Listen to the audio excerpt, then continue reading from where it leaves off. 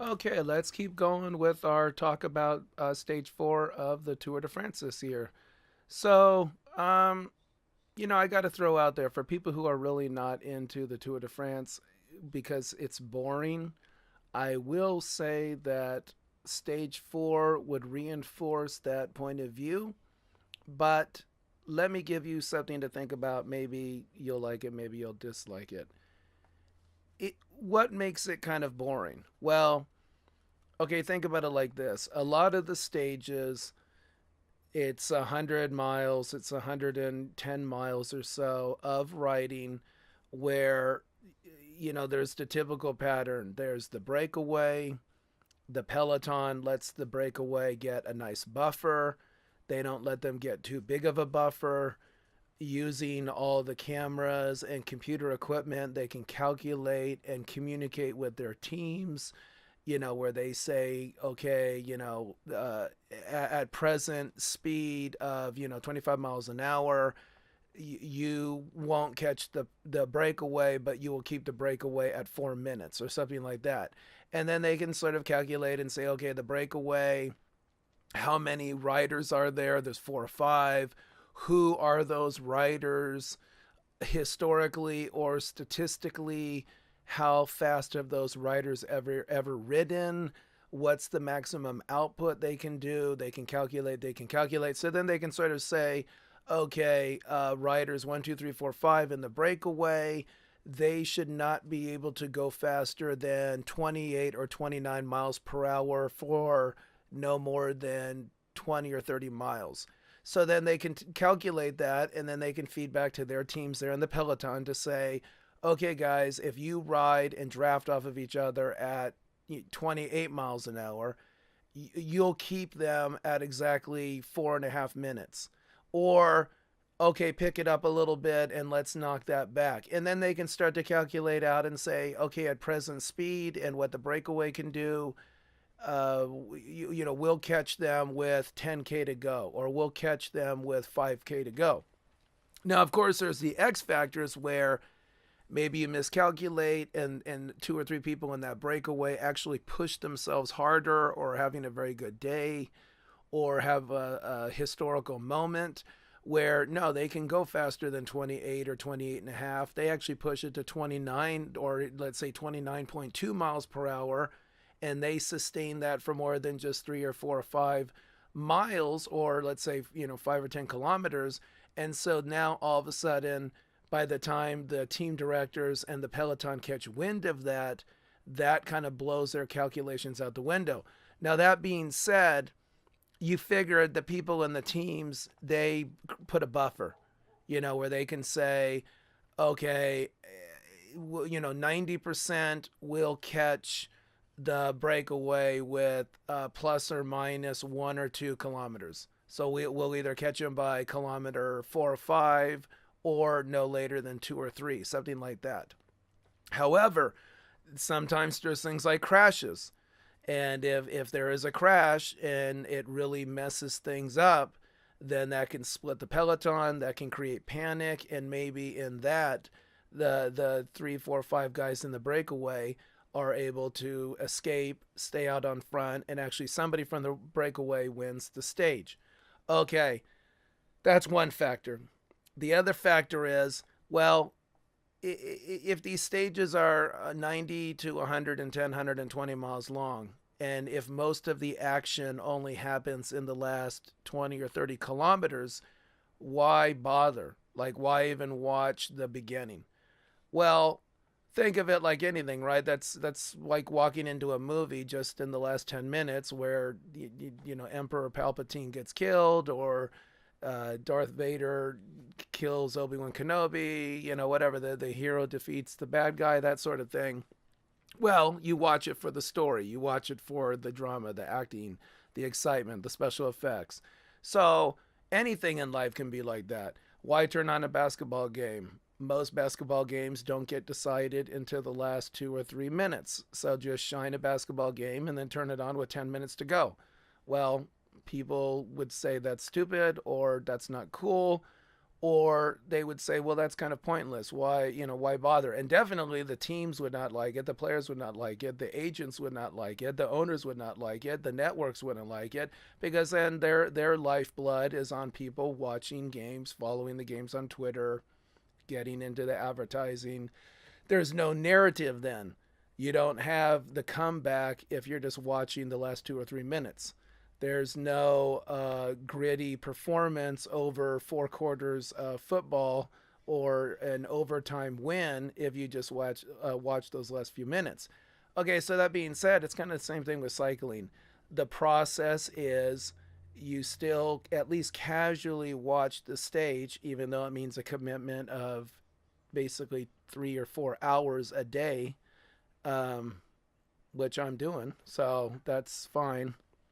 Admittedly, you have to sort of jump maybe 10 or 15 or 20 kilometers at a time to kind of nip it down. Otherwise, it could be more like 4 or 5 hours of watching a stage.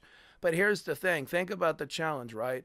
So if the stages are made too short, then there's not really a test of endurance. Now it becomes the whole peloton can go balls out. There's really no breakaway.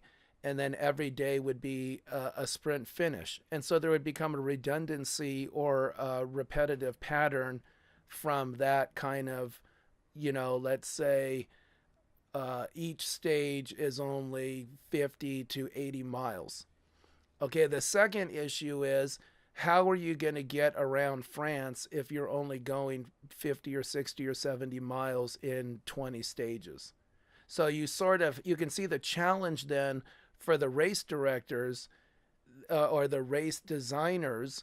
They have to make these stages 80, 90, 100, and 510 miles long, or else they will not be able to get around the country, and they would have to make the race just in one half of the country or in just 1/4 of the country, something like that. The other factor is, how can you get all the different kind of topography and terrain, small hills, rolling hills, big mountains, down hills, windy flat terrain with a mix of forested terrain with a mix of windy twisting roads, that sort of thing.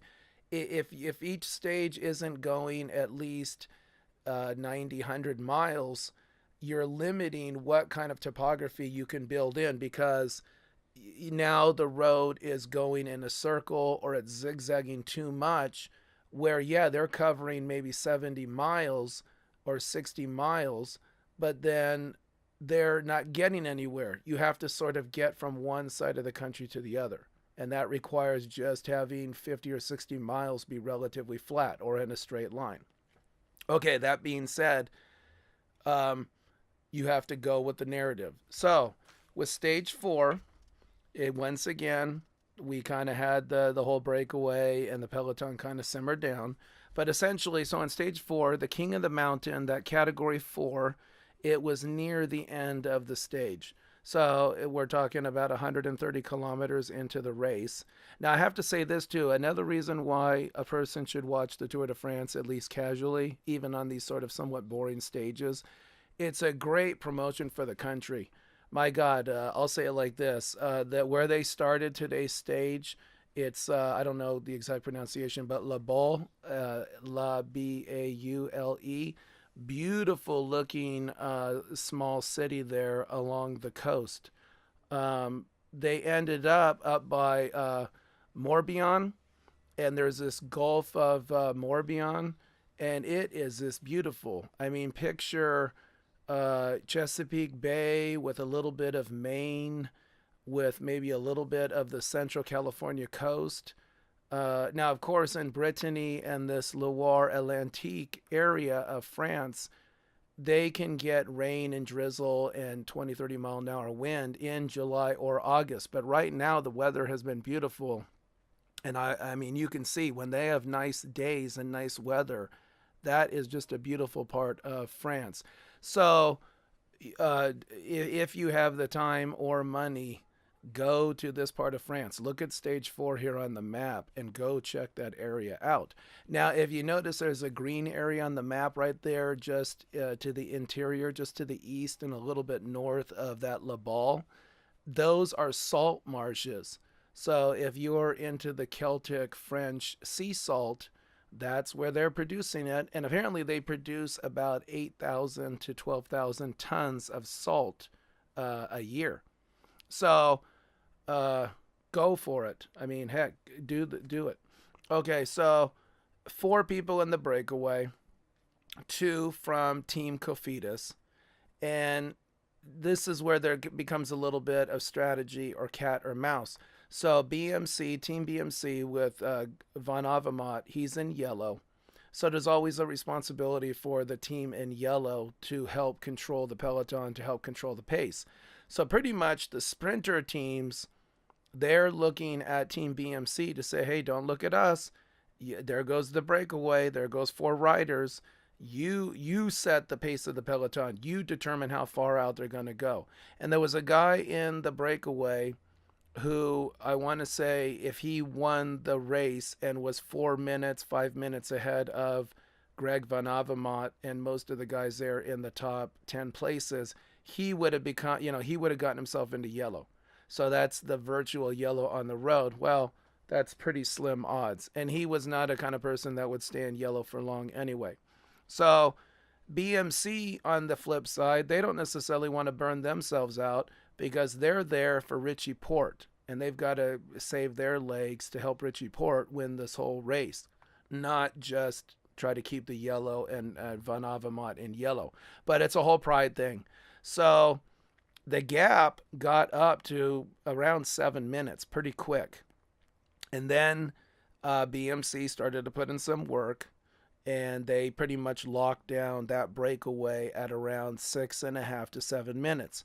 And it pretty much stayed there for a long time. Craddock, the Texan who broke his scapula, he's still in there. But every time the peloton would pick up speed, he would be off the back, and he'd be, 50, 70, 80 feet off the back. When the peloton would slow down, he'd get back on. He'd get kind of up into the back third of the peloton. But a couple of times during stage 4, he was dropping out. So hopefully he can do this. He's holding on. Some people are saying, well, hey, instead of doing like what they did where they reduced the teams from 9 riders to 8 riders, why not just have less teams? Why not have fewer teams? Especially because there's a couple smaller budget teams. Why not just disinvite those people? Well, here's the thing, though, to keep in mind. One, without them being invited to the Tour de France and them getting that exposure and having that as a goal, they would be gone. They would cease to function. And so then all those riders and team directors and trainers and everything would lose their jobs. Some would get picked up by other teams, but a lot would not. And then 2, because those teams have nothing to lose and everything to gain, and they don't necessarily have reputations or big stakes where they can't take too many risks because they have to at least get second or third place or win a stage or something where a lot of expectations are on their shoulders. Because there's very few expectations, they can take a lot of risk, and that adds a dynamic factor to the tour that would not be there if it was just teams that had a lot to lose.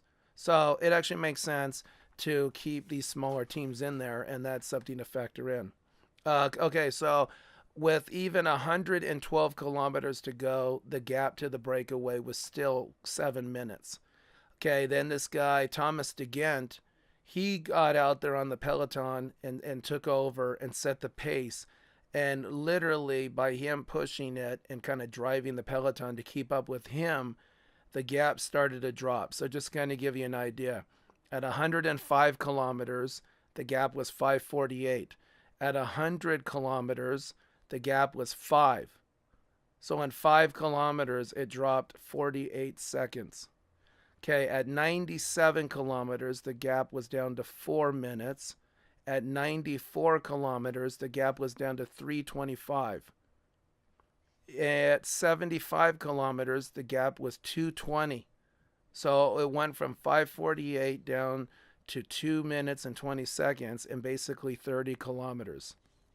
At 60 kilometers from the finish, the gap was 1:28. And that's when they hit that one category 4 hill. So the peloton started to slow down. They essentially didn't want to catch the breakaway too soon. And the vibe that I was getting is that the breakaway knew what was happening, but they did not panic in the sense that they did not try to go balls out when their gap was going, from 5 minutes to 4 minutes to 3:25 to 2:20. They didn't totally concede, but it was like they were gambling that the peloton was going to slow down and then maybe even let the gap build back up. Then they go balls out, and now maybe they can make it to the finish. So hopefully you understand what I'm trying to say. So had the guys in the breakaway pushed themselves really hard, maybe they would have staved off the peloton from being down within a minute 28 at 60 kilometers to go. But then even if the peloton had backed off a little bit at that point, the guys in the breakaway maybe had given up too much energy. They would not have had enough to really push it when it counts. And let's say they gambled correctly. So the peloton started to slow down at 60K to go, and the gap started to grow. So at 42 kilometers to go, the gap was back up to 2 minutes 30. Then it went up to 2 minutes 40, and then back up to 2 minutes 50. At 39 kilometers, basically at that point, the sprinter team Quick Step started to take over. So pretty much at that point, BMC said, "Hey, we did our work. Thomas de Gent did his work. He brought the gap down. Now it's up to you sprinter teams. If you guys want to catch the breakaway, if you want to have a sprinter win out of the peloton, win the stage, now you've got to do the job." So the interesting thing, though, is all the other sprinter teams, they pretty much sat back and let Quick Step do the work, clearly hoping that Quick Step would burn themselves out. They would not be able to give their sprinter a good lead out train, and that in turn would open up the door for another sprint team and lead out train to get their guy into the winnings of the stage. So at 35 kilometers to go, the gap was almost at 3 minutes. It was at around 2:58. And at that point, de Gent was pretty much, "I'm done. Don't look to me to drive the peloton anymore." So at between 27 to 23 kilometers to go, Quick Step was totally leading the peloton. At 20 kilometers to go, the gap was back down to 2:01.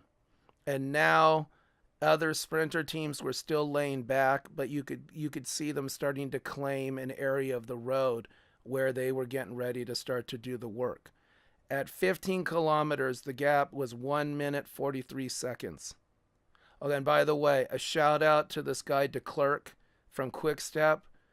That dude was on the front of the peloton, on the front of Quick Step, leading and pacing the peloton for miles and miles and miles. And he's done that part of the time on stage 1 and stage 2. So if you happen to see where de Klerk is like 2 hours off of the yellow near the end of this race, give this guy credit, because he's burning himself out. He is kicking ass right now. So at 15 kilometers to go, the gap to the breakaway was 1 minute 43. At 10K to go, it was down to a minute 10. And there was a little bit of a headwind at this point. So that gives an advantage to the peloton, because any headwind is going to slow down 4 riders even that are working together versus a batch of a peloton with like 165 plus riders. Okay, now at this point it was hot weather still. The weather was hot, the temps were hot. So there were guys in the peloton looking to get water. Now think about this challenge. If they go back to the team cars, they're going back through the peloton, let's say 200 feet, 300 feet. They're going back to a team car, getting water, and now they've got to ride 200, 300, 400 feet back to get into the peloton towards the front. And this is when the peloton was starting to crank it up because they got to catch the breakaway at this point. So what's pretty savvy is at least some of the teams, rather than do that and have their riders burn themselves out or risk not being able to get back to the front by going back to the team cars, they stationed people from their teams up in a village around 10 or 12K out from the finish. And as their team riders came through, they handed them feed bags with a bottle of water or even a couple bottles of water. So that was a pretty savvy way to get water on board without having to risk the position in the peloton. 7K to go. The gap is down to 54 seconds. And the breakaway is still working together, but now they're starting to strategize because, if you're pacing within that breakaway, you're burning yourself out, and yet all you're doing is helping the three people behind you that are drafting off of you. You're potentially helping them to save energy that they're going to use to win the stage. So typically what happens is the breakaway start infighting.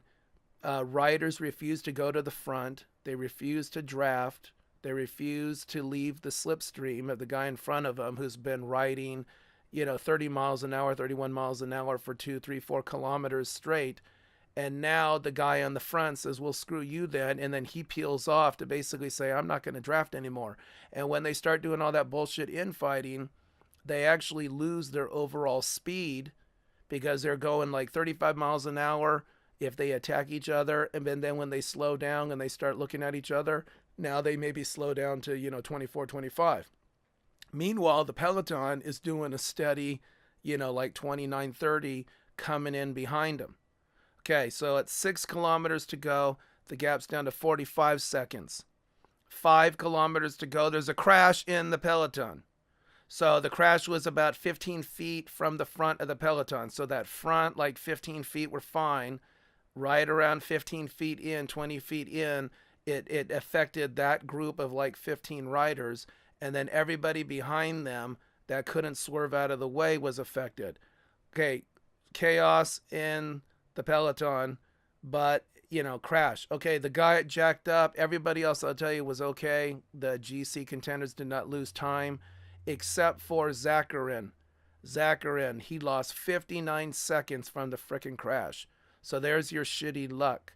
So here's the other problem. It was at 5K. So what happens is if there's a crash inside the last 3 kilometers of a given stage, there's no time loss. They basically give you the benefit of the doubt saying, okay, this is too close to the finish. We're not going to penalize you that you got screwed over because somebody crashed next to you or in front of you.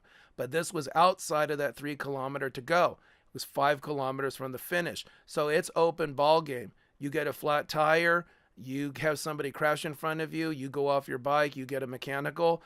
If you lose a minute like Zakharin or almost a minute, tough titty.